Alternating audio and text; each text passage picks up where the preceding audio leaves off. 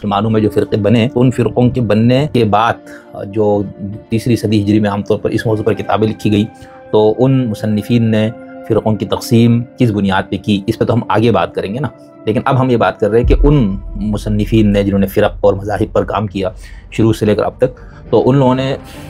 کیا دیکھا ہے کہ حضور کے زندگی کے بالکل آخری مرحلے میں یا آپ کی وفات کے فوراً بعد باقاعدہ فرقے بننے سے پہلے کچھ ایسے اختلافات پیدا ہوئے تھے یا نہیں جن کو ہم اختلافات کہہ سکتے ہیں جو صحابہ کے درمیان، یعنی ایک تو وہ اختلافات جو فقہی نوعیت کے مسائل کے اندر فہم میں، اس پہ تو کوئی انکار نہیں کرتا کہ صحابہ میں بہت سے مسائل پر ایک دوسرے کے ساتھ اختلاف تھا، لیکن کیا کچھ ایسے مسائل تھے جو ان سے ہٹ کر یا اسی سے ملتے جلتے، اور کیا ان مسائل کی بنیاد پر کوئی گروہ بندی ہوئی؟ سلام اور آداب، امید ہے آپ سب دوست احباب خیر خیریت سے ہوں گے۔ میں شمس الدین حسن شگری آج اپنے گفتگو کے اگلے حصے کے ساتھ آپ کی خدمت میں حاضر ہوا ہوں۔ گزشتہ جو پارٹ جس میں ہم نے بات کی تھی اس میں کچھ اصطلاحات کی وضاحت کی تھی۔ جب ہم فرق و مذاہب اور فکر و فرقے سے متعلق بات کرتے ہیں تو اس میں کچھ الفاظ کا استعمال ہوگا، تو بہرحال پتہ نہیں دوستوں کو اس میں سے کچھ ملا یا نہیں، بہرحال مجھے خود طالب علم کے طور پر بہت کچھ خود سیکھنے کو ملا ان اصطلاحات کو متعین کرتے ہوئے، کیونکہ ہمیشہ سے میں نے خود بھی جب طالب علم کے طور پر ان چیزوں کو پڑھا، احباب سے سوالات کیے، تو مجھے یہ لگا کہ ان میں الجھن ہے اور اس کی وجہ بھی آپ کو سمجھ میں آ گئی ہوگی۔ تو اس میں ہم نے ایک بات کی تھی کہ فرقہ اور مذہب، خاص طور پر اس میں لفظ مذہب جو ہے عام طور پر اس کا استعمال کہا گیا کہ یہ فقہی فروعی اختلافات پر اطلاق ہوگا اور فرقے کا اطلاق جو ہے وہ اعتقادی، لیکن ہم نے یہ بھی دیکھا کہ یہ ایک دوسرے کی جگہ بھی اہل علم نے اس کا استعمال کیا ہے، تو پھر اس میں اور بھی کافی اصطلاحات ہم نے بات کی تھی۔ آج ہم تھوڑی سی بات یہ کریں گے کہ مسلمانوں میں جو فرقے بنے ان فرقوں کے بننے کے بعد جو تیسری صدی ہجری میں عام طور پر اس موضوع پر کتابیں لکھی گئی تو ان مصنفین نے فرقوں کی تقسیم کس بنیاد پہ کی، اس پہ تو ہم آگے بات کریں گے نا، لیکن اب ہم یہ بات کر رہے ہیں کہ ان مصنفین نے جنہوں نے فرق اور مذاہب پر کام کیا شروع سے لے کر اب تک، تو ان لوگوں نے کیا دیکھا ہے کہ حضور کے زندگی کے بالکل آخری مرحلے میں یا آپ کی وفات کے فوراً بعد باقاعدہ فرقے بننے سے پہلے کچھ ایسے اختلافات پیدا ہوئے تھے یا نہیں جن کو ہم اختلافات کہہ سکتے ہیں جو صحابہ کے درمیان، یعنی ایک تو وہ اختلافات جو فقہی نوعیت کے مسائل کے اندر فہم میں، اس پہ تو کوئی انکار نہیں کرتا کہ صحابہ میں بہت سے مسائل پر ایک دوسرے کے ساتھ اختلاف تھا، لیکن کیا کچھ ایسے مسائل تھے جو ان سے ہٹ کر یا اسی سے ملتے جلتے، اور کیا ان مسائل کی بنیاد پر کوئی گروہ بندی ہوئی؟ تو اس میں ایک تو ذہن میں رکھیے گا کہ جتنے بھی جمہور فرق پر کام کرنے والے لوگ ہیں، یعنی ایک تو اہل سنت اور یا یوں کہے کہ شیعوں سے ہٹ کر جتنے بھی لوگوں نے اس پہ کام کیا، چاہے وہ کسی فرقے سے منسلک کسی شخص نے یا فرقوں سے آزاد کسی محقق نے، تو ان سب کو تو یہ کہنا ہے کہ یہ فرقے جو ہے وہ بعد میں جا کے بنتے ہیں، ٹھیک ہے۔ اس کا فارمولہ کیا ہے، تقسیم کس طرح ہوئی، اس پہ میں نے کہا آپ کو آگے جا کے بتائیں گے۔ آج ہم یہ بات کریں گے جو صرف ابتدائی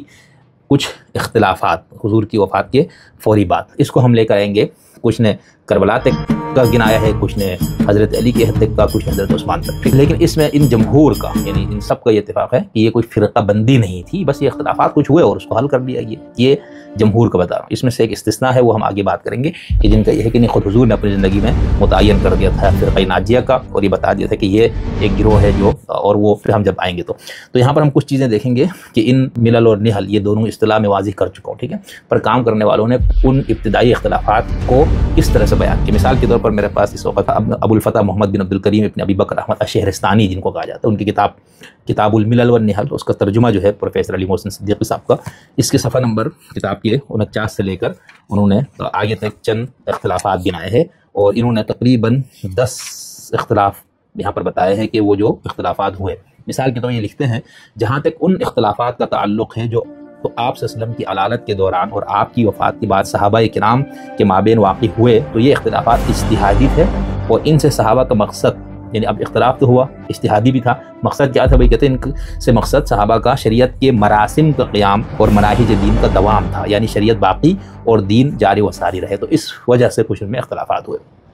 خود شہرستانی صاحب نے تقسیم یہ کی ہے کہ یہ جو اجتہادی اختلافات ہیں، چاہے وہ صحابہ میں ہوں یا بعد میں، اور اس کو سب مانتے ہیں، مطلب یہ کچھ لوگ طنز میں استعمال کرتے ہیں، حالانکہ اس کو سب مانتے ہیں کہ جو فقہی معاملات میں اجتہاد ہے خاص طور پر، اس کے اندر ایک سے زائد آراء درست ہو سکتی ہے، ہم نے اقسام اختلاف اس سے تفصیل سے بات کی ہوئی ہے، اور اس کے ساتھ ساتھ یہ کہ جو مجتہد غلط بھی نتیجے پہ پہنچے اس کو ایک اجر ملے گا، یہ حدیث تمام فرقوں کی کتابوں میں موجود ہے۔ تو شہرستانی لکھتے ہیں کہ حضور کے فوراً بعد پہلا اختلاف و تنازع جو نبی کرام کی علالت کے دوران واقع ہوا، وہ واقعہ یہ قرطاس سے، ٹھیک ہے۔ پھر انہوں نے بتایا کہ یہ روایت کس طرح سے ہے اور وہ کیا تھا، ٹھیک ہے۔ اور پھر حضور نے آگے کہا، بہت مشہور ہے کہ جب آپ نے کہا تھا کہ قلم اور دوات لاؤ، تو اس میں ابھی حضور حیات ہیں، یعنی ابھی رخصت دنیا سے نہیں ہوئے یا پردہ نہیں فرمایا، تو اس وقت پھر حضرت عمر وغیرہ نے کہا نہیں بھائی ہمارے پاس کتاب اللہ موجود ہے تو اس سے کریں گے۔ تو کہتے ہیں ایک اختلاف تو یہ ہوا۔ دوسرا اختلاف جو رسول اللہ کی آخری علالت کے دوران پیش آیا، اس کا تعلق جیش اسامہ کی روانگی سے ہے۔ آپ نے فرمایا اسامہ کے لشکر کو روانگی کے لیے تیار کرو۔ اس پر ایک گروہ نے کہا ہم پر آپ کے حکم کی بجا آوری لازم ہے، اور اسامہ مدینہ سے باہر نکل چکے تھے، مگر کچھ دوسرے لوگوں نے کہا رسول اللہ کی بیماری بڑھ گئی ہے، ہمارا دل ان سے جدا ہونے پر آمادہ نہیں ہے، سو ہم یہیں رکے رہیں گے اور آپ کی صحت کا انتظار کریں گے۔ میں نے ان دونوں تنازعوں کو اس لیے یہاں بیان کیا ہے کہ کبھی کبھی مخالفین نے انہیں ایسے اختلافات میں شمار کیا ہے جو دین کے امور پر اثر انداز ہوئے۔ شہرستانی صاحب جب اس طرح کے الفاظ استعمال کریں گے کہ دین کے امور پر یا اصولوں پر، تو اس سے مراد وہ اعتقادی نوعیت کے ہوں گے۔ تو یہ کہہ رہے بھائی میں نے ان دو اختلافات کو کیوں ذکر کیا جو ابھی حضور کی دنیا سے پردہ فرمانے سے پہلے ہے، اس کی وجہ یہ بتا رہے۔ حالانکہ ایسا نہیں ہے، اور ان سب کا مقصد یہ تھا کہ دلوں کے اضطراب کی حالت میں آتش فتنہ کو جو انقلاب امور کے وقت بھڑک اٹھتی ہے بجھایا جا سکے، ٹھیک۔ اب شہرستانی صاحب کا اپنا مسلک ہم آگے تھوڑی سی بات کریں گے جب کتب کے تعارف پر ایک نشست کروں گا،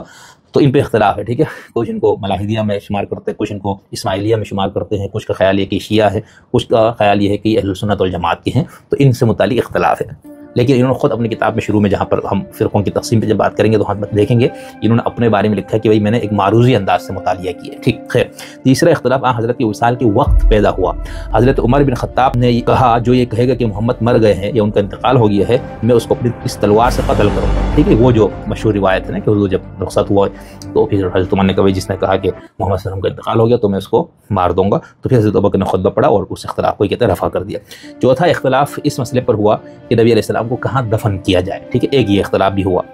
اس میں کیا اختلاف تھا؟ اہل مکہ نے آپ کے جسد مبارک کو واپس مکہ لے جانا چاہا کہ وہ آپ کی جائے ولادت تھی، آپ کی ذات کو اس سے انس تھا، وہاں آپ زیادہ رہے تھے، آپ کا خاندان کا وطن وہی تھا، وہی آپ کی جائے قیام تھا۔ انصار مدینہ نے آپ کو مدینہ میں سپرد خاک کرنا چاہا، اس کی پھر وجوہات بیان کی۔ اور تیسرا نقطہ نظر یہ تھا کہ کچھ لوگوں نے آپ کے جسم اطہر کو بیت المقدس منتقل کرنا چاہا کیونکہ وہی انبیاء کا مدفن تھا اور وہی سے آپ آسمان کی طرف معراج پر تشریف لے گئے تھے۔ بعد ازاں صحابہ نے آپ کو مدینہ میں دفن کرنے پر اتفاق کیا، پھر اس پہ ایک حدیث پیش کی گئی۔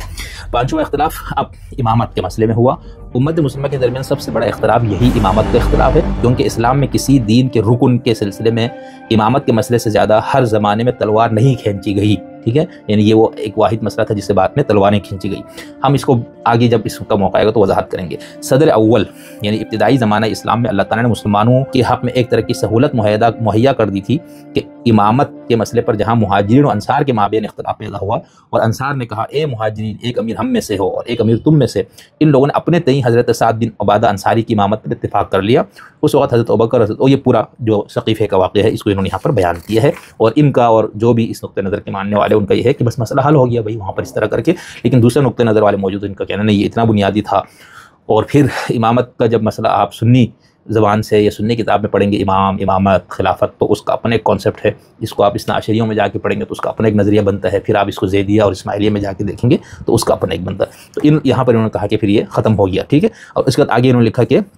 ثقیفہ میں بیعت ہوئی اور بیعت کا خاصہ تھی، پھر حضرت ابوبکر مسجد نبوی میں آئے تو لوگ کثرت سے آپ کے گرد جمع ہو گئے اور بخوشی آپ کی بیعت کر لی۔ صرف بنو ہاشم کا ایک گروہ اور بنو امیہ میں سے ابو سفیان نے اس سے تخلف کیا، یعنی یہ لوگ پیچھے رہ گئے، نہیں کیا۔ جہاں تک امیر المومنین علی بن ابی طالب کا تعلق ہے تو آپ نبی کریم کے اس حکم کی تعمیل میں مشغول تھے جو آپ کی تجہیز و تدفین اور قبر مبارک کے قریب موجود رہنے کے سلسلے میں کسی تنازع و مخالفت کے بغیر تھا۔ یہ شہرستانی لکھ رہے۔ چھٹا اختلاف باغ فدق اور نبی علیہ السلام کی میراث کے معاملے میں رونما ہوا۔ حضرت فاطمہ نے فدق کا دعویٰ کبھی میراث کے طور پر کیا اور کبھی اس بنیاد پر کہ رسول اللہ علیہ وسلم نے اس کو ہبا کر کے حضرت فاطمہ کو اس کا مالک بنایا تھا۔ یہ شہرستانی کی کتاب سے پڑھ رہا ہوں میں۔ یہ دعویٰ میراث و ہبا نبی علیہ السلام کی اس حدیث مشہور سے مسترد ہوا، وہ جو نحن معاشرۃ الانبیاء والی، تو خیر یہ ہو گیا۔ ساتواں اختلاف مانعین زکوٰۃ سے جم، جو لوگ زکوٰۃ نہیں دینا چاہ رہے تو اس پہ دو ہمارے یہاں رائے ہے۔ ایک تو یہ کہ وہ زکوٰۃ کی بالکل ہی وہ ہوگا، دوسرے کہ انہوں نے کہا ہم زکوٰۃ دیں گے لیکن مرکز میں نہیں بھیجیں گے، تو کہتے ہیں اس پہ اختلاف ہوا اور پھر اختلاف کا خاتمہ کس طرح ہوا، ان سے جنگ کی گئی۔ آٹھواں اختلاف اس وقت پیدا ہوا جب ابوبکر نے حضرت عمر کو اپنی وفات کی وقت اپنا جانشین مقرر کیا، ٹھیک ہے۔ بعض لوگوں نے کہا آپ نے ہم پر ایسے شخص کو امیر بنائے جو بڑے سخت گیر ہے، مگر یہ اختلاف حضرت ابوبکر کے اس ارشاد سے ختم ہو گیا کہ اگر مجھ سے میرا رب قیامت کے دن پوچھے گا تو میں کہہ دوں گا کہ میں نے مسلمانوں پر جس شخص کو والی مقرر کیا وہ ان کے لیے سب سے اچھا تھا۔ نواں اختلاف شورا کی معاملہ اور اس سلسلے میں اختلاف رائے سے متعلق ہے۔ تمام اہل شورا نے حضرت عثمان کی متفقہ بیعت کر لی، اب حضرت عمر کی شہادت اور اس کے بعد ان کے دور میں امور حکومت منظم ہوئے، دعوت اسلام جاری رہی اور فتوحات کی کثرت ہوئی، ٹھیک ہے، یہ سارا کچھ بیت المال مضبوط ہو گیا، حضرت عثمان نے بہترین طریقے سے لوگوں سے حسن سلوک کیا اور ان کے کھلے ہاتھ سے معاملہ کیا، یعنی لوگوں کے ساتھ نرمی، خوش خلقی اور فیاضی سے پیش آئے، مگر ان کی عمومی قرابت داروں نے انہیں بدنام کیا، جس کی وجہ سے ان پر ظلم کیا گیا۔ حضرت عثمان کے زمانے میں اختلافات پیدا ہوئے اور ان پر بعض نئے واقعات کی ظہور کی بنا پر لوگوں نے الزامات عائد کیے، حالانکہ دراصل یہ الزامات سخت بن امیہ کے عمال سے متعلق رکھتے تھے۔ پھر آگے انہوں نے کچھ بتایا ہے کہ کیا الزامات تھے، پھر تھوڑی سی اس پہ تفصیل ہے۔ 10واں اختلاف کیا ہے، امیر المومنین حضرت علی کے بارے میں پیدا ہوا، لوگوں نے ان کی خلافت پر اتفاق کیا اور ان کی بیعت کی، مگر پھر ان کے مخالف ہو گئے، یعنی جس کو ہم خوارج کہتے ہیں۔ سب سے پہلا حضرات طلحہ و زبیر مکہ چلے گئے، پھر حضرت عائشہ کو یہ لوگ بصرہ لے گئے اور بعد ازاں حضرت علی سے جنگ کی۔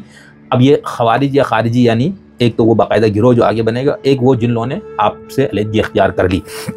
ابھی ان کا ذکر کر رہے ہیں۔ اور یہ ابن جرموز نبی علیہ السلام کے اس ارشاد کی روح سے کہ حضرت صفیہ کے بیٹے زبیر کے قاتل کو دوزخ کی بشارت دو، جہنمی تھا۔ حضرت طلحہ کو جنگ سے علیحدگی کے وقت کسی نے تیر سے مارا جس سے ان کی موت واقع ہو گئی۔ حضرت عائشہ رضی اللہ تعالیٰ عنہا تو انہوں نے جو کچھ کیا وہ دوسروں کے دباؤ کے سبب کیا اور مدینہ واپس چلی گئیں۔ بعد ازاں حضرت علی اور معاویہ کی مابین مخالفت ہوئی اور جنگ صفین پیش آئی۔ اس طرح خوارج نے حضرت علی کی مخالفت کی اور انہیں تحکیم پر زبردستی آمدہ کیا، ٹھیک ہے۔ پھر اس کے بعد یہ حضرت علی اور خوارج کے درمیان جو کچھ ہوا اس کو تھوڑا سا انہوں نے یہاں پر پیش کیا ہے۔ پھر لکھتے ہیں کہ حضرت علی کے زمانے میں متعدد باغی خوارج نے بغاوت کی، مثلا اشعث بن قیس، مسعود بن فدکی تمیمی اور زید بن حسین طائی وغیرہ، لیکن ان کی بغاوت کا کسی تاریخ سے پتہ نہیں چلتا۔ حضرت علی کے دور میں متعدد غلات، حد سے بڑھ کر مبالغہ کرنے والے ظاہر ہوئے جنہوں نے ان کے حق میں غلو سے کام لیا، مثلا عبداللہ بن سبا اور اس کے ساتھی۔ اس پہ ہم بات کریں گے ابن سبا سے متعلق تفصیل سے۔ آگے لکھتے ہیں ان دونوں گروہوں سے بدعت و ضلالت، گمراہی کا آغاز ہوا، ٹھیک، غلات اور جو حضرت علی کی تکفیر کرنے والے لوگ تھے۔ اور حضرت علی کے متعلق نبی علیہ السلام کے اس ارشاد کی صداقت ثابت ہو گئی کہ علی کے بارے میں دونوں ہی ہلاک ہو جائیں گے، محب غالی اور مبغض قالی، یعنی بغض و عداوت رکھنے والے دشمن۔ امامت کے متعلق اختلافات دو طرح کے ہیں، اول وہ اختلافات جن کا تعلق مسئلہ امامت سے ہے، دوم وہ اختلافات جو اصول سے تعلق رکھتے ہیں۔ پھر امامت کے متعلق اختلافات دو طرح کے، پھر آگے ہم اس کو آگے جب بیان کریں گے فرقوں کی تقسیم کی فارمولے پہ تو ادھر اس کے اوپر مزید تھوڑی سی بات کر لیں گے۔ تو یہاں پر ابھی انہوں نے جن 10 اختلافات کو گنائے اور پھر سب سے آخری جو اختلاف جہاں سے ان کے بقول پھر وہ گروہ بندی کا ایک آغاز ہوتا ہے۔ دوسری کتاب یہاں پر میرے سامنے ہے بغدادی کی، ٹھیک ہے، ان کی ہے الفرق بین الفرق، اور اس کا بھی میں اردو ترجمہ سے ہی پڑھتا ہوں فی الحال۔ یہ صفحہ نمبر 49، ٹھیک ہے، سے جہاں پر انہوں نے اختلافات کا ذکر شروع کیا ہے۔ 45 اختلاف امت کی کیفیت اور 73 فرقوں کے وجود میں آنے کا ذکر، اس پہ تفصیل سے بات ہوگی کہ 73 فرقوں کا کیا ہے وہ سارا۔ لکھتے ہیں نبی علیہ السلام کے وصال کے وقت تمام مسلمان دین کے اصول و فروع میں ایک ہی منہاج و روش پر تھے، باسوا ان لوگوں کے جو اسلام سے اپنا تعلق تو ظاہر کرتے تھے لیکن دل میں نفاق کو چھپائے رکھے تھے۔ پہلا اختلاف وہ کہتے ہیں کہ نبی علیہ السلام کی موت سے متعلق تھا، ٹھیک ہے، وہی جو اس میں ہم نے بتایا کہ کچھ نے کہا کہ کا انتقال ہوا، کچھ نے کہا نہیں ہوا۔ پھر دوسرا اختلاف وہ کہتے ہیں کہ رسول اللہ صلی اللہ علیہ وسلم کی جائے تدفین کے حوالے سے ہوا، وہ ہم نے شہرستانی سے دیکھ لیا۔ تیسرا اختلاف مسئلہ امامت سے متعلق ہوا، انصار نے حضرت سعد، یہ اسی کی طرف اشارہ فرما رہے جو ہم ثقیفہ کی بات کرتے ہیں۔ چوتھا اختلاف فلک کے اور انبیاء کے ترکہ کی میراث سے متعلق ہوا، مگر سیدنا ابوبکر کے فیصلے سے جو رسول اللہ علیہ وسلم کی حدیث میں مبنی تھا یہ اختلاف بھی رفع ہو گیا۔ پانچواں اختلاف وہ کہتے ہیں زکوٰۃ کی فرضیت کا انکار کرنے والوں والا تھا، اس میں صحابہ میں اختلاف ہوا تو پھر آخر میں ایکشن لیا گیا۔ چھٹا اختلاف پھر مسلمان طلیحہ اسدی سے جنگ میں مشغول ہوگا جس نے اسلام سے مرتد ہو کر نبوت کا دعویٰ کیا تھا، اس میں انہوں نے نہیں ذکر کیا تھا، یہاں پر انہوں نے اس کا اضافی ذکر کیا ہے۔ ساتواں اختلاف مسیلمہ کذاب کا ہے جس کے ساتھ یہ سب کچھ ہوا، ٹھیک ہے۔ پھر ان کے بعد یہ کہنا ہے کہ یہ مرتدین کا خاتمہ اور نبوت کے دعویٰ داروں کی سرکوبی، یہ سب کچھ ہونے کے بعد اب ان کا یہ خیال یہ ہے کہ اختلافات کا پھر خاتمہ ہو گیا، پھر مسلمانوں نے تمام مرتدین سے جنگ کر کے اس کا فتنے کا خاتمہ کر دیا۔ بعد ازاں مسلمان رومیوں اور عنادیوں سے قتال مشغول ہوئے اور پھر یہ سارے فتوحات وغیرہ ان کو ملنا شروع ہوا، اور ان کا یہ کہنا ہے کہ یعنی اصول سے اس سارے عرصے میں مسلمانوں میں مکمل اتفاق رہا، ٹھیک، یعنی اصول سے متعلق کہ عدل و توحید، وعد و وعید اور دیگر انکار پر مشتمل ہے، ان میں ہم خیالی و ہم آہنگی رہی، ٹھیک۔ ہاں، فقہ کے فروعی مسئلوں میں ان کے مابین اختلاف رائے تھا، پھر انہوں نے ایک دو مثالیں دی ہے۔ پھر آگے انہوں نے لکھا ہے کہ ہاں، اور ایسے حرام متعلق مسائل میں اختلاف ہو، مگر ایسے اختلافات سے تضلیل، اس پہ ہم نے بات کی ہے وہ اصطلاحات والی گفتگو میں، یعنی گمراہی کا فتویٰ دینا، فسق اور فجور لازم نہیں آتا، یعنی اس طرح کے مسائل تھے۔ مسلمانوں کے اتفاق یہی کیفیت حضرت ابوبکر، حضرت عمر کے عہد میں اور حضرت عثمان کے عہد کے خلافت کے ابتدائی 6 سالوں میں رہی، ٹھیک۔ اس کا پھر وہ کہتے ہیں کہ شہادت عثمان اور پھر نئے اختلافات، تو ان دونوں کو پڑھتے ہوئے آپ کو یوں محسوس ہوگا یا جو اس کانسیپٹ کو ماننے والے کہ بھئی ادھر کوئی اس طرح کے جھگڑے یا نفرتیں عداوتیں دشمنیاں فلانا چیزیں نہیں تھی، بس یہ کچھ وقتی اختلافات تھے جس کو حل کیا گیا۔ دوسرا نقطہ نظری موجود ہے جن کے اندر یہ تھوڑا سا دوسرے انداز سے اس کو پیش کیا جاتا ہے، ٹھیک ہے۔ پھر اس کے بعد وہ جنگ جمل اور صفین وغیرہ ان کا بھی ذکر کیا انہوں نے آگے، لیکن کل بنیادی انہوں نے ان 7 اختلافات کا۔ اب وہ لکھتے ہیں کہ بعد ازاں حضرت علی، اصحاب جمل حضرت عائشہ، حضرت زبیر اور حضرت طلحہ، حضرت معاویہ 60 ہجری اور اصحاب صفین اور دونوں ثالثوں یعنی ابو موسیٰ اور حضرت عمر بن عاص کے بارے میں مسلمانوں میں اختلاف پیدا ہوا جو اب تک باقی ہے، یہ امامت والا۔ متاخرین صحابہ کے زمانے میں معبد جہمی، غیلان دمشقی اور جعد بن درہم کے ہاتھوں قدر اور استطاعت کے مسئلے میں ایک نیا اختلاف پیدا ہوا۔ ان لوگوں سے متاخرین صحابہ نے بیزاری اور بریت کا اعلان کیا، ٹھیک ہے۔ پھر اس میں انہوں نے صحابہ وغیرہ کا نام دیا۔ بعد ازاں خوارج میں پھر آپس میں اختلاف پھوٹ پڑا اور ان میں 20 فرقے ہو گئے اور ان میں سارے ایک دوسرے تمام خارجی فرقوں کو کافر سمجھتا ہے۔ پھر اس کا انہوں نے روافظ کا، پھر سبعیہ یعنی ابن سبا وغیرہ ان سب کا ذکر کیا ہے۔ اس فرقے کا شمار پھر کر کے تھوڑا سا تفصیل کے ساتھ یہ بتائیں گے کہ کون سے فرقہ ہے اور کس فرقے سے مزید کیا فرقے نکلے۔ تو ہمارے بغدادی صاحب جو ہے انہوں نے بھی یہاں پر کچھ ایسے اختلافات کا ذکر کیا جو مسلمانوں میں بالکل اوائل میں پیدا ہوئے تھے، اور ان دونوں کو پڑھتے ہوئے آپ کو یہ لگ رہا ہے کہ کوئی اتنا اہم وہ نہیں تھا۔ اسی طرح امام اشعری مقالات الاسلامیین ان میں ان کا یہ کہنا ہے کہ جو بنیادی اور پہلا اختلاف پیدا وہ مسئلہ امامت پہ تھا، یعنی شروع میں جو ثقیفہ وغیرہ میں ہو گیا وہ تو ٹھیک ہے، لیکن کہتے ہیں بعد میں پھر جو بڑا اختلاف بن گیا۔ اسی طرح اسفرائینی نے اپنی کتاب التبصیر کے اندر لکھا ہے کہ کیا اختلافات شروع میں پیدا ہوئے۔ یہ ان کی کتاب ہے صفحہ نمبر 21، کل یہ 5 صفحے پر مشتمل کتاب ہے، التبصیر فی الدین و تمیز الفرقہ الناجیہ عن الفرق الحالیہ، حالی کا حالی۔ تو اس کا باب اول ہے فی بیان اول خلاف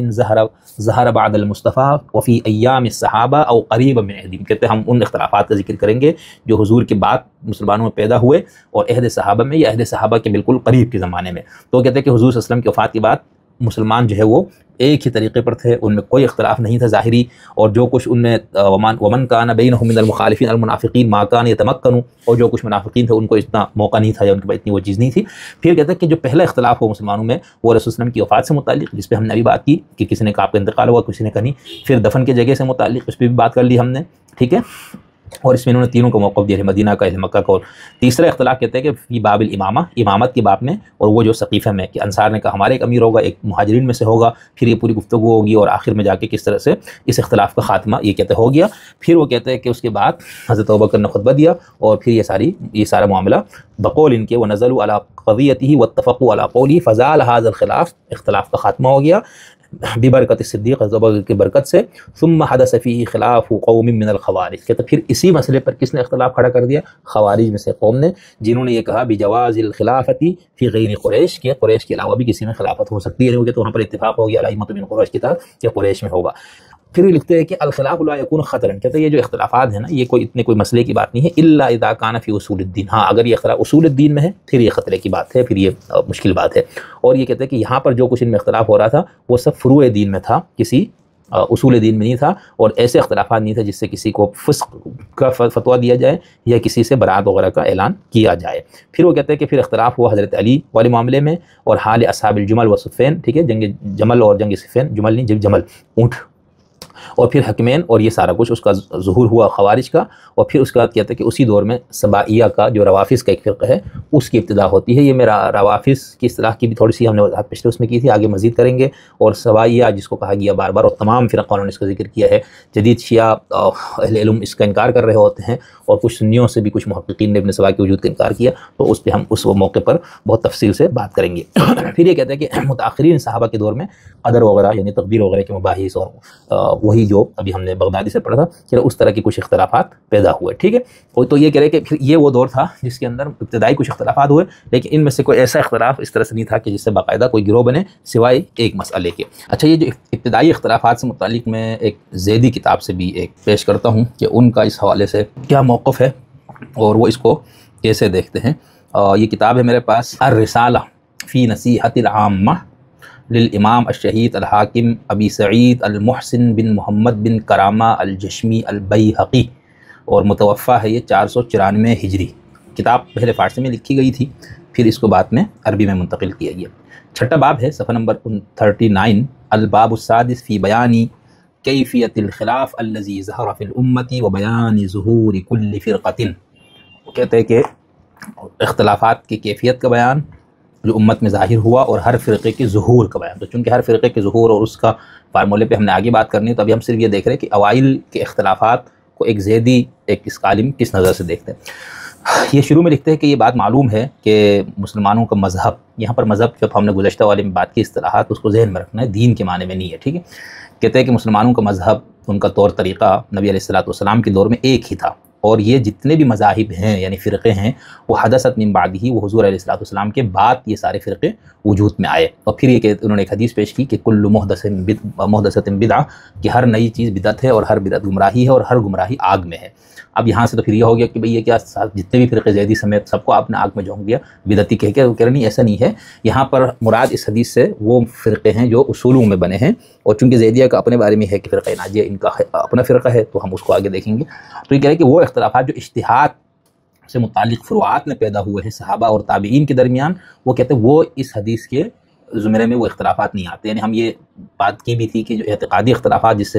ہمارے ہاں کلامی فرقے بنتے ہیں، اور وہ اختلافات جو فقہی یا فروعی نوعیت کے جس سے فقہی مکاتب وجود میں، تو کہہ رہے یہ فروعی اختلافات نہیں، اور یہ اختلافات اس طرح سے نہیں تھے کہ جس کے اندر صحابہ نے ایک دوسرے کے ساتھ برات کا اعلان کیا ہو یا ایک دوسرے کو باطل قرار دیا ہو، ٹھیک ہے۔ اب وہ کہہ رہے کہ جو اصول ہے، اصولوں میں اختلاف، کہتے ہیں یہ بات میں یہ چیزیں پیدا ہوئی ہے، لیکن کہتے ہیں کہ جو پہلا اصول میں اختلاف پیدا ہوا وہ کیا ہے؟ اول خلاف حدث بعد النبی کان خلاف یوم السقیفہ، پہلا اختلاف جو ہے وہ سقیفہ والے دن پیدا ہوا، کیونکہ انصار نے یہ کہا کہ ایک امام ہم میں سے ہوگا، اور انہوں نے سعد بن عبادہ کی بیعت کی کوشش کی، تو پھر مہاجرین نے کہا کہ ایک امیر ہم میں سے ہوگا، ایک تم میں سے، یہ جو مشہور اختلاف ہے سقیفہ میں۔ اور یہاں پر کہتے ہیں 3 اقوال سامنے آئے سقیفہ میں۔ نمبر 1 مہاجرین میں سے جنہوں نے کہا کہ امام ابو بکر ہو، اور ایک قوم انصار میں سے جنہوں نے کہا سعد ہو، اور ایک وہ جو امیر المومنین یعنی حضرت علی کے ساتھ تھے لوگ، انہوں نے کہا کہ هو اولا بالامامہ، کہ وہ امامت کے زیادہ مستحق ہیں، اور اس میں جیسے عباس، زبیر، طلحہ، سلمان، ابو ذر، عمار، مقداد وغیرہ تھے، ٹھیک ہے۔ پھر انہوں نے حضرت عباس کا ایک شعر بھی یہاں پر پیش کیا ہے، اور اس کا مطلب یہ ہے کہ یہاں پر جو پہلا اختلاف ہوا ان کے مطابق وہ یہ ہے۔ کہتے ہیں اس سے پھر 4 مسائل سامنے آئے اس پہلے اختلاف سے۔ نمبر 1 کہ امام کون ہوگا، نمبر 2 امامت کا معدن کیا ہوگا، نمبر 3 امامت کا طریقہ کیا ہوگا، اور 4 کیا ایک ہی وقت میں 2 امام ہو سکتے ہیں یا نہیں۔ فقال الانصار علی ثلاثۃ اوجہ، اور انصار نے اس کو 3 طریقوں سے دیکھا۔ انہوں نے کہا کہ امام جو ہے وہ سعد کو ہونا چاہیے، دوسرا انہوں نے کہا کہ امام غیر قریش سے ہونے کو انہوں نے درست سمجھ لیا سقیفہ میں،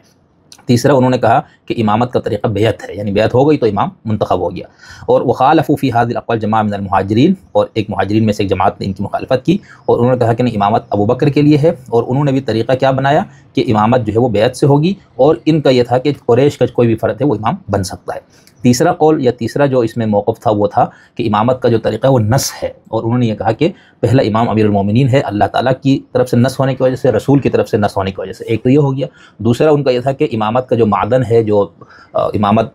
کس قوم کس قبیلے سے، تو انہوں نے کہا کہ یہ معدن امامت جو ہے اولاد فاطمہ سے ہے، اور اس کے علاوہ ان کے علاوہ کسی اور کے لیے امامت جائز نہیں ہے۔ اور جن لوگوں نے امیر المومنین کی امامت کی بات کی، باوجود اس کے کہ مہاجرین سب کے سب انہوں نے انصار کی مخالفت کی، اور انہوں نے کہا کہ نہیں جائز ہے کہ 2 امام ایک ساتھ ہو، ٹھیک ہے، یعنی ایک اس پہ سب کا اتفاق ہو گیا کہ ایک امام ایک وقت میں ایک ہی امام ہو سکتا ہے۔ پھر وہ کہتے ہیں کہ وہ بقیہ الخلاف فی هذه المسائل الاربع بین الامہ، امت میں پھر ان 4 مسائل پر امامت سے متعلق اختلاف رہا۔ تو پہلا اختلاف حضور کے فوراً بعد زیدیہ کے نقطہ نظر سے یہ تھا۔ دوسرا کیا تھا؟ فدق کا معاملہ تھا، کہتے ہیں کہ فاطمہ علیہ السلام کا نے دعویٰ کیا اس کو ہبے یا میراث کے طور پر، ٹھیک ہے، اور ایک قوم نے صحابہ میں سے انہوں نے میراث سے متعلق حدیث پیش کی، وہ مشہور حدیث۔ اور پھر تیسرا جو کہتے ہیں کہ ایک جو اختلاف پیدا ہوا صحابہ میں، اچھا یہ کہہ رہے ہیں کہ یہ فدق والا اختلاف ہے وہ امت میں پھر باقی رہا۔ تیسرا اختلاف وہ کہتے ہیں کہ مرتدین سے متعلق ہوا، اور یہ جو اختلاف تھا یہ کفار کے ساتھ تھا، مسلمین کے ساتھ نہیں، ٹھیک ہے، اور ان کے کئی گروہ تھے، یعنی جن کو مرتدین کے خلاف جنگ کہا جاتا ہے، تو انہوں نے یہ شرط لگائی کہ یہ جنگ کفار کے ساتھ تھی، وہ مسلمان نہیں تھے۔ تو کہہ رہے ان میں کئی فرقے تھے، یعنی فرقتن ایک گروہ تھا جنہوں نے مکمل اسلام کا ہی انکار کیا، ایک گروہ تھا جنہوں نے کہا کہ ہم نماز تو قائم کریں گے لیکن زکوٰۃ نہیں دیں گے، ایک گروہ نے کہا کہ ہم اسلام کا اقرار کرتے ہیں لیکن نہ ہم نماز قائم کریں گے نہ ہم زکوٰۃ دیں گے۔ اور پھر وہ کہتے ہیں کہ اس معاملے میں خلاف نہیں تھا کہ اس مرتبے پہ جو بھی ہو وہ مرتد ہے اور ان سے جنگ کی جائے گی، یعنی اس پہ صحابہ کا اتفاق ہو گیا۔ واتفقت الصحابۃ علی قتالہم، صحابہ نے ان سے لڑنے پر اتفاق کر لیا۔ وہ امیر المومنین امر بقتالہم، اور امیر المومنین نے بھی ان سے لڑنے کا حکم دیا۔ وکانت ام محمد بن حنفیہ من غنیمۃ المرتدین، کہتے ہیں اس کے سب سے بڑا ثبوت یہ ہے کہ محمد بن حنفیہ کی جو والدہ ہے وہ ان مرتدین سے جنگ میں غنیمت میں آئی ہوئی خاتون تھی۔ وقعت فی سہم امیر المومنین، جو حضرت علی کے حصے میں آئی، ٹھیک ہے۔ اور انہوں نے محمد کو جنم دیا۔ اب یہ کہہ رہے ہیں کہ یہاں پر مسئلہ اس میں اہل تشیع امامی اثنا عشریوں کا نقطہ نظر دوسرا ہے، تو وہاں یہ رد کر رہے کہ فاما ما قالہ الروافض، کہتے جو روافض نے کہا کہ ان العرب لم ترتد، عرب لوگ مرتد نہیں ہوئے تھے، ولیکن قالوا لا ترضى بامامت ابی بکر، وہ حقیقت میں ابو بکر کو امام نہیں ماننا چاہ رہے تھے، خلیفہ نہیں ماننا چاہ رہے تھے، لان الامام هو امیر المومنین، اور روافض کا یہ خیال ہے کہ جن کو آپ لوگ مرتدین کہتے ہیں یا کہتے ہیں کہ صحابہ نے مرتدین سے جنگ کی، تو کہتے ہیں ان کا یہ خیال تھا کہ وہ ابو بکر کی خلافت کو نہیں مان رہے تھے اور وہ حضرت علی کو ہی خلیفہ مانتے تھے، اس بنیاد پہ ان سے ابو بکر نے جنگ کی، لذا قاتلہم ابو بکر، اس بنیاد پر ابو بکر نے ان سے جنگ کی۔ تو یہ روافض کا نظریہ دینے کا زیدی عالم کہتے ہیں فہو باطل وکذب، یہ باطل اور جھوٹ ہے، کیونکہ لان الاخبار تواترت علی ردتہم، ٹھیک ہے، اور کیونکہ خبریں یہ اس حوالے سے جو واقعات ہیں وہ متواتر حد تک ہے ان کی ان لوگوں کے مرتد ہونے پر، وما قال هذا احد سواہم، اور یہ جو بات ہے کہ نہیں وہ مرتد نہیں ہوئے تھے، یہ ابوبکر کی خلافت کو نہ مان کے حضرت علی کو خلیفہ ماننے والے لوگوں کا گروہ تھا، تو کہتے ہیں یہ بات صرف روافض نے کہی ہے۔ کہتے ہیں ولو کان کذالک، اگر معاملہ ایسا ہی ہوتا تو لما امیر المومنین بقتالہم، لما امر امیر المومنین، تو حضرت علی ان سے لڑنے کا کبھی بھی حکم نہ دیتا، اور نہ ہی صحابہ ان حضرت ابوبکر وغیرہ سے اتفاق کرتے اس معاملے میں۔ اور جب آیا ابو سفیان امیر المومنین حضرت علی کے پاس تو اس نے کہا اے ابو الحسن اترضى ان یلی علیکم احد من بنی تمیم، کیا تم چاہتے ہو کہ تمیم میں سے کوئی تمہارے اوپر حاکم بن جائے؟ اپنا ہاتھ آگے کرو، میں تمہاری بیعت کروں گا اور مدینہ کو اونٹوں سے بھر دوں گا۔ تو اس کے اوپر پھر حضرت علی نے اس کو جو کچھ کہا ابو سفیان کو وہ انہوں نے بھی نقل کیا۔ اچھا یہاں پر میں ایک حوالہ دیتا ہوں، یہ بات معروف ہے، یہ ہمارے پاس کتاب ہے تاریخ بنی ہاشم و بنی امیہ و تاریخ بنی ہاشم و بنی عباس، جلد اول اور دوم، حجت الاسلام الحاج مولانا محمد ایوب بشوی ایم اے، المؤسسۃ الاسلامیہ لاہور سے، اس کے صفحہ نمبر 173 پہ انہوں نے حضرت ابوبکر کی خلافت وغیرہ کا صفحہ نمبر 170 سے شروع کیا، خلفائے راشدین حضرت ابوبکر پہلا خلیفہ، صفحہ نمبر 173 پہ لکھتے ہیں کہ وہ مسلمان جو مدینے سے باہر زندگی بسر کرتے تھے انہوں نے حضرت ابوبکر کی بیعت نہ کی اور حکومت کو زکوٰۃ دینے سے گریز کیا، حضرت ابوبکر ان کو مرتد قرار دیا۔ اصحاب رسول نے یہ کہا کہ مسلمانوں سے جنگ نہ کی جائے، لیکن حضرت ابوبکر نے ان کے رائے کے خلاف لڑائی کا بیڑا اٹھایا اور ان تمام لوگوں کو شکست دی، ان کا سر کچلا۔ یہ لڑائیاں تاریخ اسلام میں حروب ردہ یعنی مرتدین سے لڑائیوں کے نام سے مشہور ہو گئیں۔ مسلمانوں کے مابین پہلی لڑائی اسی تاریخ سے شروع ہوئی۔ حضرت ابوبکر کا زمانہ حکومت وقتی نہ تھا، اس کا تعلق کسی قسم کے زمانے حدود سے نہ تھا، وہ ہمیشہ کے لیے ایک ہی سمت پر برقرار رہا، لیکن قسمت نے ان کا ساتھ نہ دیا۔ جب وہ مخالفین کی سرکوبی سے فارغ ہوئے تو ان کی حکومت کا زمانہ 2 سال سے کچھ زائد تھا، ٹھیک ہے۔ تو یہ میں نے ایک مثال دی، جو زیدی عالم نے جو بات کی تھی یہ بات ہو جائے۔ اچھا اب کہہ رہے ایک اور اختلاف جو اوائل کے اختلافات میں سے ہے، وہ اس شورا کی مجلس میں اختلاف ہوا جو حضرت عمر نے 6 لوگوں پر مشتمل ایک شورا کا وہ بنایا تھا، اس میں جو اختلاف ہوا۔ ایک اور اختلاف جو ہوا فی عثمان، حضرت عثمان کے معاملے میں ہوا، ٹھیک ہے، اور اس میں سے ایک گروہ نے حضرت عثمان کو غلطی پر قرار دیا اور ان کی گمراہی کی بات کی، اور ایک فرقے نے کہا نہیں حضرت عثمان بالکل ٹھیک تھے اپنے معاملات میں، اور جو ان کے مخالف تھے وہ گمراہ اور غلطی پر ہے۔ ایک جماعت نے توقف کیا یعنی خاموشی اختیار کی، اور یہ اختلاف بعد میں بھی باقی رہا۔ ایک اور اختلاف طلحہ اور زبیر اور عائشہ کا تھا، جب حضرت طلحہ اور زبیر قتل ہو گئے اور لشکر کو شکست ہوئی اور حضرت عائشہ واپس آئی تو انہوں نے شرمندگی کا اظہار کیا، وہ تابت، اور حضرت عائشہ نے توبہ کیا، تو کہتے ہیں انقطع الخلاف، اختلاف ختم ہو گیا۔ ہاں ایک چھوٹا سا گروہ رہا جنہوں نے یہ کہا کہ یہ لوگ درست تھے حضرت علی کے مقابلے پر۔ پھر کہتے ہیں ایک اور اختلاف جو حضرت صحابہ ہی میں پیدا ہوا وہ معاویہ کا اور اہل شام کا تھا، جو انہوں نے حضرت علی کے خلاف جو کی مخالفت کی، اور وما اصاب من خلاف احد ضررا، کہتے ہیں اس سے زیادہ اسلام میں جو نقصان ہے وہ نہیں ہوا۔ پھر انہوں نے حضرت معاویہ اور ان کے اوپر لعن کا بھی لفظ استعمال کیا ہے، اور کیوں؟ وہ کہتے ہیں کیونکہ یہ معاویہ کی وجہ سے یہ سارا ظلم، فتنہ اور گمراہی وغیرہ وہاں سے پیدا ہوئی، اور وہ قیامت تک یہ باقی رہے گا، اور تمام مسلمانوں نے حضرت امیر المومنین علی کی امامت پر اجماع کر لیا تھا، ٹھیک۔ اب یہاں پر اس کو تفصیل دیا ہے، اس کی ابھی فی الحال یہاں پر بیان کرنے کی ضرورت نہیں ہے۔ پھر اس کے بعد وہ کہتے ہیں کہ جو اگلا اختلاف ہوا وہ تھا جس کی وجہ سے خوارج کا ظہور ہوا، چونکہ پہلا فرقہ کون سا ہے اس پہ تھوڑے سے اختلاف ہیں، لیکن بہرحال یہاں پر ان کا یہ کہنا ہے کہ اس کے بعد جب اختلاف ہوا تو خوارج کا ظہور ہوا، اور یہ انہوں نے صفحہ نمبر 47 پر اس کا ذکر کیا ہے۔ اور اس کا جو اگلا اختلاف ہوا ہے وہ کہتے ہیں کہ وہ اختلاف ہوا ہے اسی حضرت علی کے دور میں، جس کے اندر غلات اور مفوضہ پیدا ہوئے، ٹھیک ہے۔ مثال کے طور پہ یہاں لکھتے ہیں کہ صفحہ نمبر 47 خوارج یوم حکمین، والخلاف الآخر، ایک اور اختلاف جو ہوا خلاف الغلاۃ والمفوضہ، غالیوں اور مفوضہ کا اختلاف تھا، جو امیر المومنین کے ایام میں یہ اختلاف پیدا ہوا۔ وَهُوَ أَنْكَرَ عَلَيْهِمْ وَزَجَرَهُمْ، حضرت علی نے ان کے اوپر بہت سخت نکیر کی، ان کو بہت سختی کی۔ فَلَمْ يَنْزَجِرُوا، تو وہ باز نہیں آئے یہ غلاۃ اور مفوضہ، تو کہتے ہیں فَقَاتَلَهُمْ، حضرت علی نے ان سے جنگ کی اور ان کو جلایا آگ میں، اور یہ اختلاف باقی رہا اور کئی فرقے بن گئے، ٹھیک ہے۔ تو اب غلاۃ کیا ہے ان پہ ہم بات کریں گے۔ یہاں انہوں نے حاشیے میں لکھا کہ اسلام کو ظاہر کرنے والا ایک گروہ جنہوں نے حضرت امیر المومنین اور ائمہ اور ان کی اولاد میں الوہیت اور نبوت وغیرہ کا کو دخل دیا یا اس کو شامل کیا، حوالہ ہی دیا تصحیح الاعتقاد۔ مفوضہ کون ہے؟ ایک گروہ جنہوں نے یہ گمان کیا کہ اللہ نے خلق اور رزق کو ائمہ کے حوالے کیا۔ ٹھیک، پھر کہتے اس کا اختلاف ہوا امام حسن علیہ السلام کے دور میں، جب وہ معاویہ سے صلح پر مجبور ہوئے اور مسلمانوں میں سے ایک گروہ نے کہا کہ امام حسن ہی امام ہے، چاہے وہ صلح سے پہلے ہوں یا بعد میں۔ ایک اور گروہ نے امیر معاویہ وغیرہ کی اس کا کیا اور اس کا انکار کیا۔ ٹھیک، اور پھر اس کے بعد ایک اور اختلاف جو ہے وہ امام حسین کے دور میں، کہ تمام مسلمانوں نے ان کی امامت کو مان لیا اور کچھ لوگوں نے ان کے اوپر بغاوت کی اور یزید کی امامت کا اعلان کیا، اور پھر وہ سارا کچھ ہوا۔ ٹھیک ہے، یہاں تک جو انہوں نے ذکر کیا وہ ایسے اختلافات تھے جو بالکل عہد صحابہ اور اوائل میں، اور اسی عہد صحابہ کے آخر میں ایک دو اختلافات جیسے جبر والا، تشبیہ والا، ٹھیک ہے، اور تو وہ کہتے ہیں کہ یہ جبر وغیرہ کا جو اختلاف پیدا ہونا شروع ہوا ہے یہ امیر معاویہ وغیرہ کے دور میں ہوا، اور کچھ ارجاء اور وغیرہ وغیرہ۔ اس پہ ہم چونکہ اگلی نشست میں ہم نے اس پہ دوبارہ بات کرنی ہے تو اس کو ہم اس کے لیے اٹھا رکھتے ہیں۔ اب میں اثنا عشری کے ایک کتاب سے حوالہ پیش کرتا ہوں کہ انہوں نے اوائل اختلافات کو کس نظر سے دیکھا ہے۔ علامہ جعفر سبحانی صاحب، جن کا میں نے پہلے بھی حوالہ دیا، ان کی کتاب ہے بحوث فی الملل والنحل، صفحہ جلد نمبر 1 ہے، اور اس کی صفحہ نمبر 21 پہ انہوں نے اختلافات کا ذکر کیا ہے، صفحہ نمبر 63 پر۔ ان کے خیال میں نبی علیہ السلام کے فوری بعد جو ہے خود حضور صلی اللہ علیہ وسلم کی زندگی اور اس کے فوری بعد کے کچھ اختلافات کا انہوں نے ذکر کیا ہے۔ اب یہاں پر آپ کو یہ نظر آئے گا کہ چونکہ ہم میں سے ماشاءاللہ سے سارے لوگ ہم یعنی اس طرح کے کام کرنے والے علماء، اسکالرز، بس پہلے میں نے آپ کو سنی نقطہ نظر والی چیزیں دی، انہوں نے ان اختلافات کو بالکل ہلکا بنا کے پیش کیا۔ زیدیہ والے نے بھی کچھ اسی طرح کا پیش کیا، لیکن کچھ معاملات میں انہوں نے جو اپنا ظاہر بات ہے زیدی ہونے کے نقطہ نظر سے ان کا جو کچھ تھا اس کو انہوں نے اسی حساب سے پیش کیا۔ اور اب ہم جب اثنا عشری یا دوسرے فرقوں کو دیکھیں گے تو ان کو بھی آپ دیکھیں گے کہ اس میں جو بندہ جس حد تک فرقہ بندی میں زیادہ وہ ہوگا اسی حساب سے اس کو لے گا، جو فرقہ بندی کے حوالے سے ڈھیلا ہوگا وہ اسی حساب سے لے گا۔ میں دو مثالیں اس پہ دوں گا۔ پہلے جعفر سبحانی، ان کا یہ کہنا ہے کہ نبی علیہ السلام کے مسلمان فرقوں میں تقسیم ہوئے، لا شک کا اس میں کوئی شک نہیں ہے کہ مسلمانوں نے اختلاف کیا، مختلف ہو گئے، نبی علیہ السلام جب دنیا سے تشریف لے گئے مختلف فرقوں میں تقسیم ہو کر، اور ہم اس کی ان اختلافات کی جڑوں کو اور اس کے اسباب اور عوامل کو آپ کے سامنے بیان کریں گے۔ کہتے ہیں کہ یہاں پر بات یہ ہے کہ نبی علیہ السلام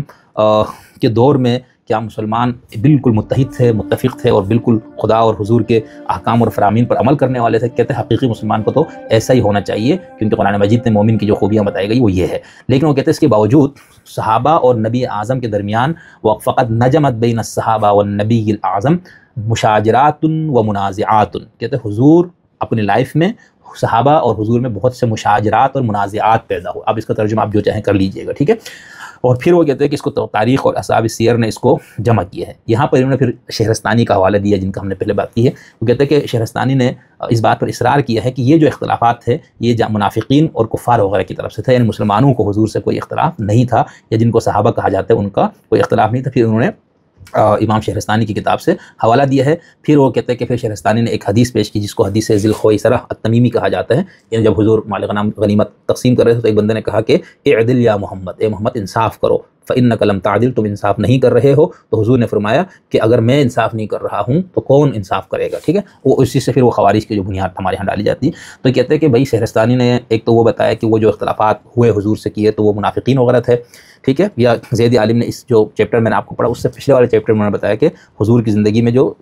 دوسرے گروہ تھے وہ کون کون سے تھے۔ تو شہرستانی نے اس کو منافقین کے کھاتے میں ڈالا۔ تو جعفر سبحانی صاحب کہتا ہے کہ بھائی شہرستانی نے یہ جو بات کی ہے اور اس پہ جو حوالہ حدیث کا حوالہ دیا، کہتے ہیں اس میں کوئی مجھے ان سے اختلاف نہیں ہے۔ ہاں، ان الاعتراض والخلاف لم یکن منحصرا بالکفار والمنافقین، چلے مجھے یہ اختلاف ہے جو انہوں نے کہا کہ یہ جو اختلاف حضور سے کیا لوگوں نے تو وہ منافقین سے، کہتے نہیں، بلکہ یہ اختلاف منحصر نہیں تھا کفار اور منافقین کے ساتھ، یعنی ان میں منحصر نہیں تھا کہ انہوں نے حضور سے اختلاف کیا، بل کان ہناک رجال من المہاجرین والانصار، وہاں پر مہاجرین اور انصار میں سے کئی لوگ تھے۔ کون سے لوگ تھے، کیا تھے وہ؟ یعترضون علی النبی، وہ نبی علیہ السلام پر اعتراضات کرتے تھے، فی بعض الامور التی لا تروقهم، کچھ ایسے معاملات میں جو ان کو پسند نہیں آتے تھے، یعنی ان صحابہ کو کچھ چیزیں پسند نہیں آتی تھی تو وہ حضور علیہ السلام کے اوپر اعتراض کرتے تھے۔ کہتے ہیں کہ بس افسوس کی بات یہ ہے کہ شہرستانی جو ہے وہ حدیبیہ کا قصہ بھول گیا، یعنی وہ ذوالحویسرہ، وہ جو خارجی جہاں سے ہم لوگ ہمارے یہاں فرقہ وارانہ بنیاد ڈالی، جس نے محمد حضور سے کہا کہ آپ انصاف نہیں کر رہے، کہہ رہے وہ واقعہ تو اس کو یاد رہے، یا ان کو شہرستانی کو حدیبیہ کا واقعہ شہرستانی بھول گیا، ٹھیک ہے۔ جب جو جنگ اور اس کے معاملے میں پھر صلح پہ بات ہوئی تو کہتے ہیں کہ اللہ کے نبی نے اسی پر عمل کیا جو ان کو حکم تھا، اور جو اللہ کی طرف سے ان کو وصیت تھی اس پہ انہوں نے عمل کیا، اور مصلحت بھی جو ہے وہ اسی میں تھا۔ اور تو کہتے ہیں کہ لکنھا خفیت علی الصحابہ، یہ بات صحابہ کے اوپر پوشیدہ رہی، فتفق بعضهم ينکرہ والآخر يعارضہ، ٹھیک ہے۔ تو شروع کیا کچھ نے آپ کے اوپر نکیر کرنا، اور کچھ نے آپ سے بالکل معارضہ کیا، باقاعدہ لڑائی بات چلی گئی، جو کچھ ان کے پاس قوت تھی انہوں نے اپنی پوری قوت لگائی ان صحابہ نے کہ بھئی یہ کیا حضور. مثال کے طور پر کہتے ہیں عمر بن الخطاب بعد ما تقرر صلح بین الفریقین علی الشروط الخاصہ ادرکت الحمیہ، حضرت عمر نے جب یہ سب کچھ صلح کا معاملہ طے ہو گیا تو ان کو بڑی حمیت اور غیرت آئی، پھر انہوں نے کچھ بات کی، وہ سارا موجود ہے. تو ایک تو یہ کہہ رہے بھئی یہ ایک تو شہرستانی نے اتنا ہلکا کر کے پیش کیا کہ ایسا کوئی نہیں، اور جو اس طرح کے کچھ تھے وہ منافقین کہتے نہیں، مہاجرون انصار میں سے لوگ تھے. پھر کہتے اسی طرح شہرستانی یہ بات بھی فراموش کر گیا کہ وَكَأَنَّ الشہرستانی غفل ایضا عن الجدال الشدید، وہ جو شدید جھگڑا ہوا، جدال کا لفظ یہاں استعمال کیا، پہلے انہوں نے مشاجرات اور منازعات کا، پھر معارضے کا، اب یہ استعمال کر رہے علامہ جعفر سبحانی صاحب حفظہ اللہ کہ جدال شدید ہوا، شدید جھگڑا ہوا نبی علیہ السلام اور بعض صحابہ کے درمیان متعۃ الحج کے معاملے میں، حج تمتع سے متعلق. پھر انہوں نے اس واقعے کو بیان کیا ہے. پھر اس میں انہوں نے پہلے تو اس واقعے سے متعلق امام قرطبی کی تفسیر سے بیان کیا کہ حج تمتع کیا فلانا، اور پھر وہ کہہ رہے یہ سب کچھ ہوا تو حضرت عمر نے اس کو ناپسند کیا. ٹھیک ہے، وہ موجود ہے روایت اور یہاں انہوں نے دیا بھی ہے. مجمع البیان میں ہے کہ ایک آدمی نے کہا کہ کیا ہم حج کرنے جائیں گے اور ہمارے سر سے پانی ٹپک رہے ہوں گے، وہ جو ایک چھوٹ مل جاتی تھی بیچ میں جس سے آپ تعلقات قائم کر سکتے، تو اس کی طرف اشارہ ہے. تو کہتے ہیں نبی علیہ السلام نے کہا انک لن تؤمن بها ابدا، تم بالکل بھی ہرگز تم ایمان نہیں لاؤ گے اس پر. کہتے ہیں اب یہ جو چیز تھی حضور کے دور میں حضرت عمر نے یہ کیا، اور پھر اپنی خلافت کے دور میں حضرت عمر نے فرمایا کہ دو متعے تھے اللہ کے رسول کے دور میں، اور میں ان دونوں کو منع کر رہا ہوں اور ان دونوں پر تمہیں سزا دوں گا. تو یہ ملا رہے جعفر سبحانی صاحب کہ یہ جو اختلاف تھا یہ کوئی معمولی نہیں تھا، یہ کوئی صرف سمجھنے کا. اب جیسے یہی واقعہ سب ظاہر سے سب کتابوں میں سنیوں کے ہاں بھی شیعوں کے ہاں، تو سنی یا جو حضرت عمر کو فضیلت وغیرہ کے اعتبار سے اور صحابی ہونے کے اعتبار سے جو ان کا ایک اسٹیٹس بنتا ہے، تو اس کے حساب سے وہ اس کو بالکل ایک سمپل سا بناتے، بہت ہلکا بنائیں گے کہ نہیں بس عمر حضرت وہ ایک ایسے تھے، ان کو چیزیں اگر وہ جب تک صحیح طرح اس کو وہ نہیں کرتے تھے تو ان کا اعتراض ہوتا تھا سمجھنے کے لیے، اور جب بات ختم ہو جاتی تھی تو پھر وہ اس بات کو تسلیم کرتے. لیکن دوسرا فریق جو ہے وہ اسی چیز کو تھوڑا سا دوسرے انداز سے، اب یہ جو ہم نے جتنے بھی ابھی تک کتابوں کے حوالے دی ان میں انہوں نے اختلاف کے طور پر ان چیزوں کا ذکر نہیں کیا. پھر وہ کہتے ہیں کہ یہ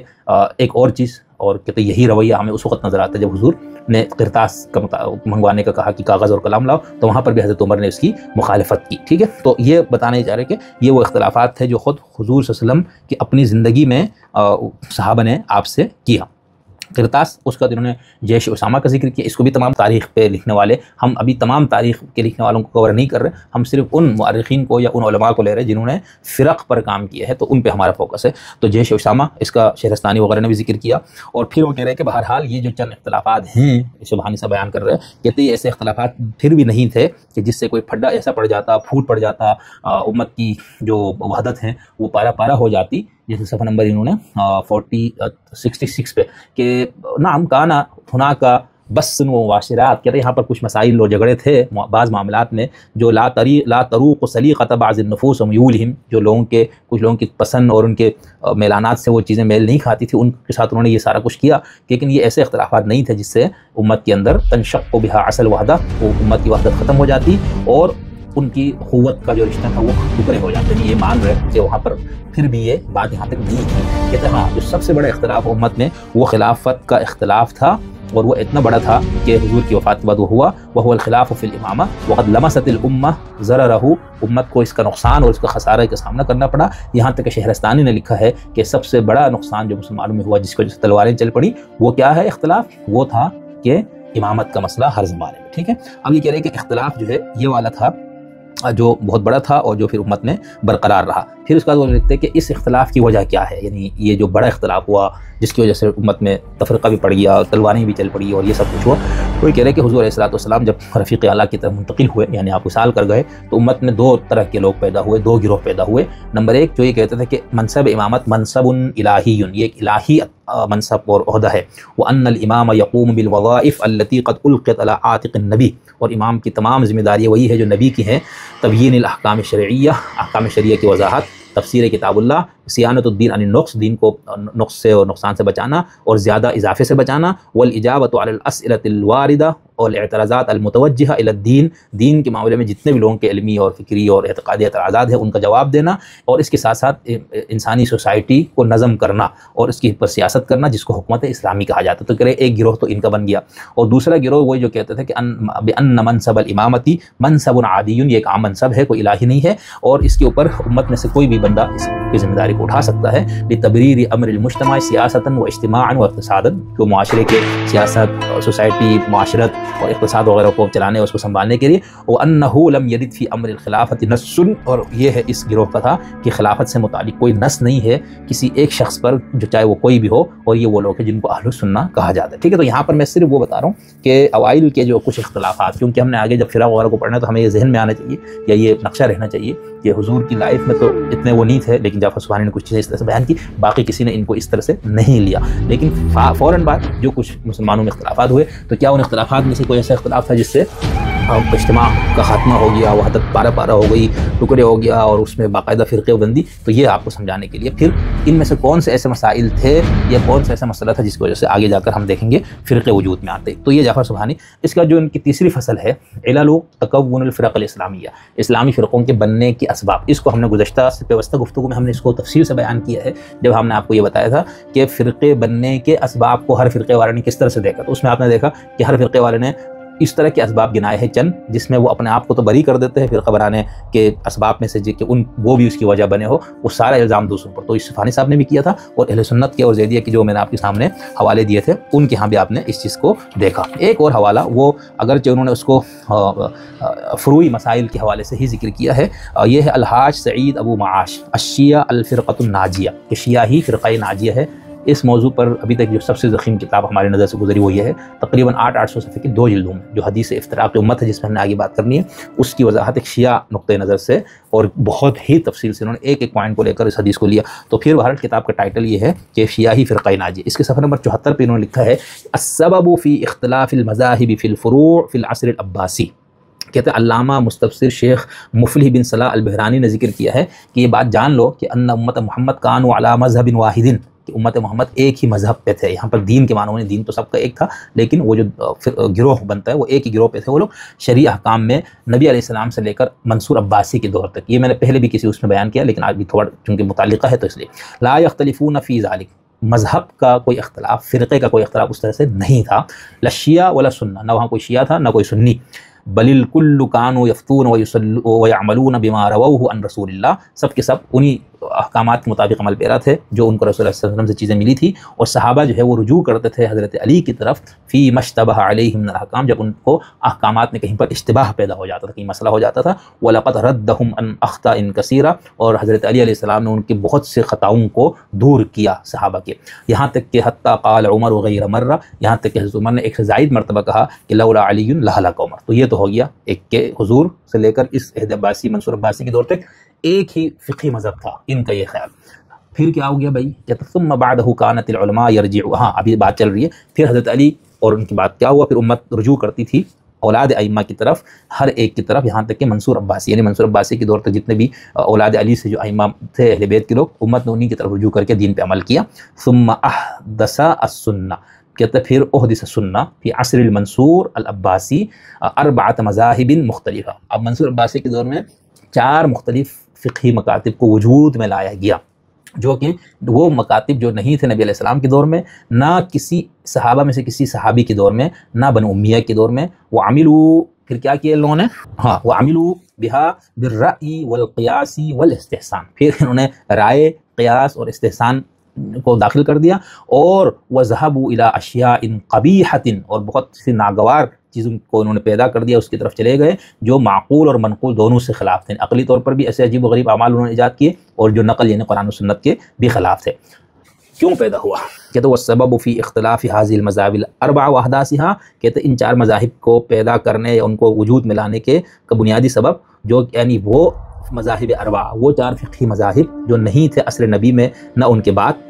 کیوں ان کو وجود میں لائے. کہتے ہیں ان الامام الصادق اجتمع علیہ فی عصر المنصور، کہتے ہیں منصور کے دور میں امام جعفر صادق کے سامنے بیٹھتے تھے، جمع ہوتے تھے 4000 علماء، 4000 راوی جو ان سے علم حاصل کرتے تھے. علم کو پڑھانے کا یا اسٹوڈنٹس جن کے پاس آتے تھے وہ امام جعفر تھے، یہاں تک کہ 4000 لوگ تھے. ان میں ابو حنیفہ، النعمان بن ثابت، مالک بن انس، یہ لوگ بھی امام جعفر کے محفل میں بیٹھتے تھے، انہی کے شاگرد تھے. فلما رأى المنصور اجتماع الناس على الصادق، جب منصور عباسی نے دیکھا لوگ تو سارے ہی جعفر صادق کے پاس بیٹھے ہیں، تو کہتا خاف میل الناس الیہ، لوگوں کا ان کی طرف رجوع یا ان کی طرف میلان کو دیکھ کر وہ ڈر گیا بادشاہ، اور اس کو یہ لگا یار یہ تو پھر ہماری بادشاہت کو خطرہ ہے، تو اس نے ابو حنیفہ کو حکم دیا اور مالک کو کہ وہ امام صادق کو چھوڑ دیں اور کوئی ایسے مذاہب پیدا کر دیں کہ وہ جو مذاہب پہلے سے نہیں تھے، وکانا، اور امام جعفر کے مقابلے پہ مذاہب کا ایجاد کریں، وکانا یدرسان عندہ، وہ دونوں ان کے شاگرد تھے امام جعفر کے، وجعل لہما ولمن تابع الوظائف، پھر بادشاہ نے ابو حنیفہ اور مالک، حضرت مالک بن انس اور ان کے ساتھ جانے والوں کے لیے وظائف وغیرہ کو مقرر کیا، اور جو جا کے ان کے پاس پڑھتے تھے ان کو انہوں نے بہت کچھ نوازنا شروع کر دیا۔ والناس عبید الدنیا، لوگ چونکہ دنیا کے ہی غلام ہیں، وامر الحاکم مطاع، اور حاکم جو حکم دے اس کی اطاعت کرنی ہے۔ تو اس طرح سے پھر کیا ہوا، ابو حنیفہ الگ ہو گیا امام جعفر سے، اور ان کی وکان من تلامذتہ، وہ آپ کے شاگردوں میں سے امام ابو حنیفہ تھا، واحدث مذهبا جديدا غیر مذهبه، امام ابو حنیفہ نے ایک مذہب کی بنیاد ڈال دی جو امام جعفر کا مذہب نہیں تھا، اور اس میں رائے، قیاس، استحسان اور اجتہاد کو ایجاد کر دیا، ٹھیک ہے، اور وذهب فيه الى اشیاء شنیعہ، بہت ہی عجیب و غریب اور ناگوار چیزوں کی طرف چلے گئے ابو حنیفہ۔ پھر مالک بن انس الگ ہوئے امام جعفر صادق سے، اور وہ بھی ان کا شاگرد تھا، اور ربیعہ کے بھی شاگرد تھے، تو انہوں نے بھی ایک نیا مذہب کو وجود پذیر کیا جو کہ ابو حنیفہ کے مذہب سے ہٹ کے ایک مذہب تھا۔ یہاں مذہب کو میں نے اس لیے وہ اصطلاحات والی گفتگو لازماً کی تھی، ٹھیک ہے، لفظ مذہب بار بار آئے گا۔ ثم جاء بعدهم الشافعی، محمد بن ادریس، پھر امام شافعی آئے، اور یہ امام مالک کے شاگرد تھے، اور علی بن محمد الحسن الشیبانی جو کہ ابو حنیفہ کے ساتھی تھے۔ پھر فاحدث فی الدین مذہبا ثالثا، امام شافعی نے ایک تیسرا مذہب کو وجود میں لایا، اس کو پیدا کر دیا، احدث، نئی چیز پیدا کرنا، ٹھیک ہے، خود سے ہونا نہیں بلکہ وہ انہوں نے جان کے یہ کیا، اور یہ مالک اور ابو حنیفہ کے مذہب کے علاوہ یا ان سے ہٹ کے ایک مذہب تھا۔ ثم جاء بعدہ احمد بن حنبل، پھر احمد بن حنبل آتے ہیں جو کہ امام شافعی کے شاگرد ہیں، انہوں نے ایک چوتھا مذہب اختیار کیا، یعنی اختیار نہیں کیا، انہوں نے ایک چوتھا مذہب کو ایجاد کیا جو ان تینوں مذاہب سے ہٹ کر تھے۔ ثم استقرت مذاہب السنہ فی الفروع، کہتے پھر فروعات میں سنیوں کے مذاہب بن گئے، مستقر ہو گئے، جم گئے 4 مذاہب پر، جو کہ منصور کی خلافت کا نتیجہ ہے۔ وبقیت الشیعہ الامامیہ الاثنی عشریہ، اور پھر باقی رہ گئے شیعہ امامیہ اثنا عشری، یہ پوری قید کے ساتھ ہے، ٹھیک ہے، صرف شیعہ نہیں، امامیہ اثنا عشری، ثابتۃ علی المذہب الذی، یہ قائم رہے اس مذہب پر جس پہ رسول تھے، جس پہ امیر المومنین تھے، جس پہ ان کے ابناء طاہرین تھے، وہو مذہب شیعۃ اہل البیت، اور وہ مذہب شیعہ اہل بیت ہے، قبل استحداث هذه المذاہب الاربعۃ بثلاثۃ قرون، ان 3 صدیوں میں ان 4 مذاہب کے وجود پذیر ہونے سے پہلے۔ یہ اقتباس یا یہ حوالہ میں نے صرف اس بات کو واضح کرنے کے لیے پیش کیا ہے کہ یہاں پر ان صاحب کے نزدیک، اور چونکہ ہر فرقے کے نزدیک فرقہ ناجیہ، مذہب ناجیہ ان کا فرقہ اور مذہب ہے، دوسرے نہیں، تو ان کو اب یہ ہوا کہ بھئی یہ جو فروعات میں بھی چونکہ کوئی مسئلہ نہیں تھے، تمام صحابہ، تابعین، تبع تابعین، یہ سب کے سب ایک ہی اس پہ تھے، اور سب کے سب اس پہ تھے جس پہ آج اثنا عشری شیعہ ہیں، لیکن پھر بادشاہ نے اپنے بادشاہت کو خطرے میں دے کر اس نے ان مذاہب کو کا ایجاد کیا۔ ایک اور حوالہ، یعنی اب جعفر سبحانی کو پڑھتے ہوئے یا اس طرح دوسرے لوگوں کو پڑھتے ہوئے آپ کو ایک محسوس ہوتا ہے کہ میں نے جو بات کی کہ اگر جتنا زیادہ آپ کسی ایک فرقے کی حقانیت اور اس کے ناجی ہونے پر جتنا آپ کو پختہ یقین ہوگا، حقانیت پہ سب کا ہے بھئی، یہ پھر بات میں کوئی نہیں چھیڑنا، ٹھیک ہے، ہر فرقہ اپنے آپ کو حق پہ سمجھتا ہے، دوسرے کو باطل پہ، یہ متفق علیہ ہے، ٹھیک۔ ہاں، تکفیر دنیا میں اس پہ اختلاف ہے، ٹھیک، اس پہ ہم بتائیں گے آپ کو کہ ہر ایک نے دوسرے کی ماشاءاللہ سے تکفیر کی ہوئی ہے۔ یہ ہے کتاب سید علی الامین، بہت ان کو معتدل شیعہ گردانا جاتا ہے عرب دنیا میں، اور واقعی میں ان کے خیالات کچھ ایسے جس کو عام ہمارے ہاں کے یا ادھر کے بھی اثنا عشری شیعہ بالکل بھی قبول نہیں کریں گے۔ تو ان کی کتاب ہے السنۃ والشیعۃ امۃ واحدہ، کہ شیعہ و سنی ایک ہی امت ہے، اسلام واحد، اسلام ایک ہے، وہ اجتہادات متعددہ، اور اجتہاد جو ہے وہ ایک سے زائد ہے، دراست فقہیہ و کلامیہ، کہتے ہیں ایک فقہی اور کلامی اسٹڈی ہے مسئلہ خلافت و امامت پر، ایسا مطالعہ اور ایسے اسٹڈی کہ تسقط اسباب الخلاف، جو اختلاف کے اسباب کو ختم کر دے گی، یہ کتاب اپنے بارے میں کہہ رہے ہیں، وتثبت حق الاختلاف، اور حق اختلاف کو۔ ان کا یہ خیال ہے کہ بھئی یہ جتنے بھی ہمارے ہاں گمراہ اور فلانا کہنا، یہ سب بکواس فضول ہے، سب فرقے حق پہ ہیں، جو بھی کسی کی تکفیر نہ دنیا میں ہوگی نہ آخرت میں ہوگی، سب کے سب دنیا اور آخرت دونوں کے مسلمان ہیں، جو بھی اپنا آپ کو مسلمان سمجھے، نجات و سعادت کے لیے اصول دین 3 جس کو کہا گیا، اللہ پر ایمان، آخرت پر اور نبوت پر، اور پھر کہتے ہیں عمل صالحہ، کہتے ہیں یہ بس، باقی سب چیزوں کو وہ سمجھتے اضافی ہے۔ اس کے اندر انہوں نے لکھا ہے صفحہ نمبر 228 پہ، مذہب الصحابہ والخلفاء الراشدین، کہ صحابہ اور خلفاء راشدین کا مذہب کیا تھا، ان کا کیا فرقہ تھا۔ وہ کہتے ہیں کہ لقد کان اعتماد الصحابہ، صحابہ کا اعتماد تھا، ومنہم الخلفاء الراشدون، اور ان سے خلفاء راشدین بھی کس پہ اعتماد تھا، ان سب کو علی الکتاب والسنہ، کتاب اور سنت پر، وقد كانوا يختلفون، وہ ایک دوسرے سے اختلاف بھی کرتے تھے، وإلى بعضهم البعض يرجعون، اور ایک دوسرے کی طرف رجوع بھی کرتے تھے،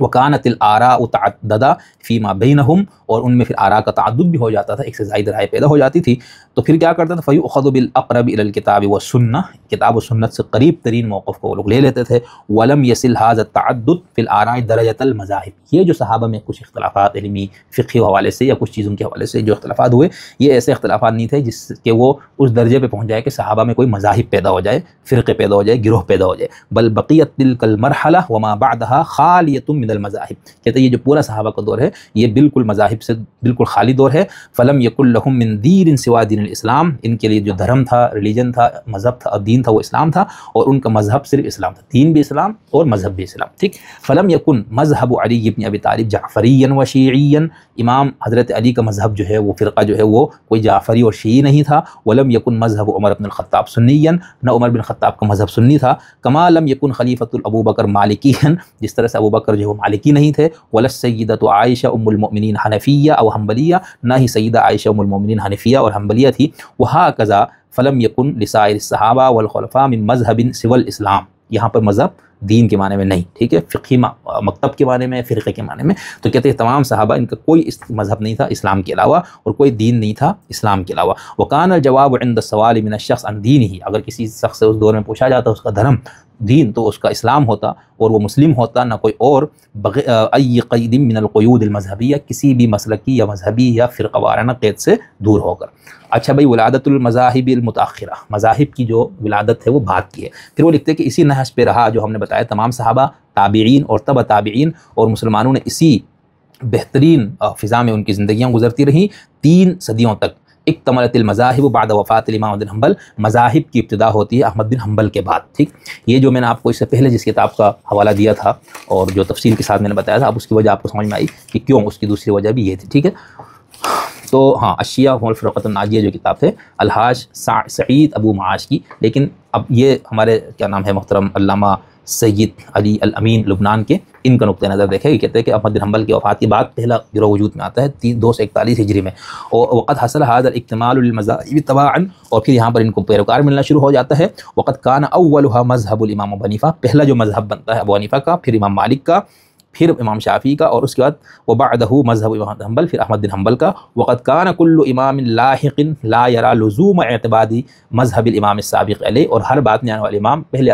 والے امام کے مذہب کو لازم نہیں سمجھتا تھا، اگر ایسا ہوتا تو پھر دوسرا مذہب یا مسلک کیسے پیدا ہوتا۔ بہرحال فإن الولادة المتأخر لمذاهب هي موضع وفاق بما في ذلك مذهب امام جعفر الصادق بالمعنى المذهبی، کہتے اسی مفہوم میں امام جعفر صادق کا مذہب بھی ہے یا مسلک بھی، ولا شک، اور اس میں شک نہیں ہے، ان الذي كان موجودا قبل هذه المذاهب هو الاسلام بدون مذاہب، اس سے پہلے جو بھی اسلام تھا وہ ماورائے مذاہب اسلام تھا، وهذا ما نريد ان نرجع اليه ونعتمد عليه، کہتے یہ ہے وہ چیز جس کی طرف میں رجوع کرنا چاہتا ہوں، یہ خود بھی اور لوگوں کو بھی کہتے میں اسی طرف لے جانا چاہتا ہوں۔ یہاں پر کہتے میں کہوں گا کہ ان المذاہب لیست قدرا لا يمكن تجاوزه، یہ جو فرقے بنے ہیں